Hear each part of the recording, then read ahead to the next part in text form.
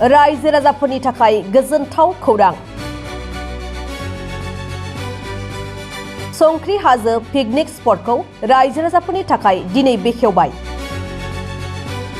भारत भुटान सीमानि फाग्लादिया दैमानि खर'आव थानाय संख्रि हाजो पिकनिक स्पटखौ दिनै बयनिबो थाखाय बेखेवनानै होबाय। मख'नाय जायोदि संख्रि हाजो रोदोम एग्र' टुरिज्म क'अपारेटिभ ससाइटिनि दैदेननायाव संख्रि हाजो पिकनिक स्पटखौ बेखेवनानै होयो दारांगाजुलि ब्लक इउपिपिएलनि आफादगिरि फणीन्द्र नार्जारिया।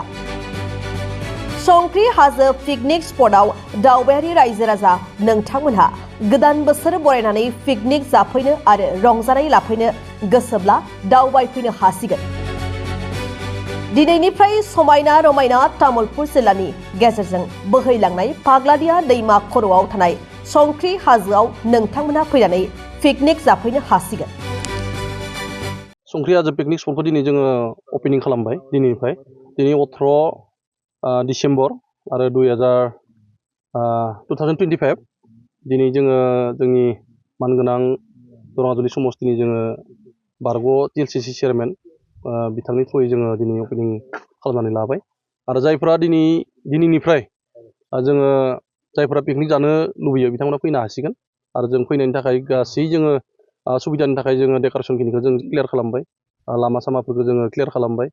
दा बेखौनो आं गासैखौबो खावलायो जे दिनैनिफ्राय जायफोरा पिकनिक जानो थाखाय फैनो गोसो दंमोन बिथांमोना जोंनि संख्रि हाजोआव फैनो हासिगोन। बेखिनिखौनो आं रायजो राजाखौ खावलायहरबाय। बेयाव फैबा मा नुगोन? नुनाया बेयाव जोङो हाजो दङ, दै निजोरा दङ आरो बेयाव थानानै मोनसे मोजां मोनसे परिबेकखौ मोननो हायो आरो। दा बेयाव थानानै जोङो मोनसे गावखौनो माने गुबुन जायगायाव थानाय बायदि मोनसे फिलिंस फैयो आरो गोसोआव आरो गोजोननाय मोनो। दा बेयाव फैयोब्ला माने थाब माने थांफिननो गोसो जाया आरो। इन्टारेस्टिं जायगा, दुगैनायनि थाखाय जोंहा सुबिदा दङ आरो जोङो लोंनायनि थाखायबो जों दैनि थाखाय माने सुबिदा दङ। गासैबो बिथिङाव नायोब्ला जोङो जायगाया जोबोद समायना आरो खाथियावनो हाजो दङ, हाजो हाला दंजोबो, दाउसिन दाउला नुनो मोनगोन। माजों फैयोब्ला संख्रि हाजोखौ मोनगोन? जोङो डाइरेक्ट रङियाथिं फैयोब्ला जों तामुलपुर मोनगोन। तामुलपुरनिफ्राय डाइरेक्ट भुटाननिफ्राय गेटसिम थाङा लाबासिनो ओरै दाननानै पार्किजुलिनिफ्राय जों पाहारपुर मोनोब्ला डाइरेक्ट जोङो जायगाखौ मोनफैगोन आरो ओरै नलबारिथिंबो फैजागोन। नलबारिनिफ्राय डाइरेक्ट नबस्थि बागानपारा नबस्थिथिं फैनानै जोङो बेखौ मोनफैनो हायो आरो। কেনেদৰে আশা কৰিছে? এবাৰ আমাৰ 3টা বছৰত ভৰি দিলে। এবাৰ আমি আজিৰ পৰা আজি 18 তাৰিখ ডিচেম্বৰৰ 2025 আজি আমি মুকলি কৰা হ'ল। সন্মানীয় আমাৰ দৰঙাজুলি ব্লক TLCC এক্স TLCCয়ে উদ্বোধন কৰি দি থৈ গ'ল। আজিৰ পৰা যিসকলে পিকনিক খাম বুলি ভাবি আছিলে আমাৰ ইয়াত আহিব পৰা আমি ফেচিলিটিখিনি কৰি দিলোঁ। ৰাস্তা ঘাট আৰু যিখিনি আমি ডেক'ৰেশ্যন কৰিব লগা আছিলে সম্পূৰ্ণ হ'ল। বাকী চবেই বৰ্তমান আহিব পাৰে।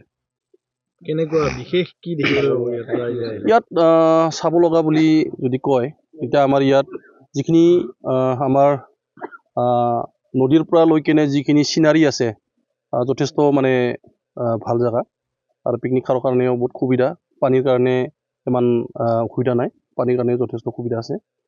মই চবকো অনুৰোধ জনাইছোঁ যাতে ইয়াত পিকনিক খাব আহে। ইয়াৰ বগৰীৰো বিশেষ গুণ আছে বুলি আমি শুনিছোঁ। সৰু সৰু গছতে বগৰী লাগি আছে। বগৰীটো আছে, যথেষ্ট আছে। আমি প্ৰায় ইয়াত যিখিনি পিকনিক স্পটৰ কাৰণে যিখিনি পিকনিক খোৱা ঠাই বনাই দিছোঁ চব বগৰী গছৰ তলতে হয়। নৈ নিজৰা পাহাৰ দেখিবলৈ পাব ৰাইজে আহিলে। নিজৰা আছে আৰু ইয়াত আমি যিহেতু আমাৰ বড়ো ভাষাত যিহেতু সংখ্ৰী হাজো, সংখ্ৰী মানেতো আৰু নিমখ পাহাৰ বুলি কোৱা যায়। আৰু ইয়াৰ কাৰণে আমি যদি অলপ ওপৰত যদি যায় আমি নিমখ মানে ইয়াত শিলত নিমখ পোৱা যায়।